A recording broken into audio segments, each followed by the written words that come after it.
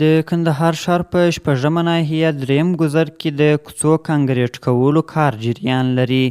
کندهار ښاروالۍ د خپلو انکشافي کارونو په دوام د ښار په شپږمه ناحیه دریم ګذر په مقدس کارته کې د درو کوڅو کانکریټ کولو چارې پیل کړي دي چې د مسؤلینو په وینا په اساسي ډول رغول کیږي.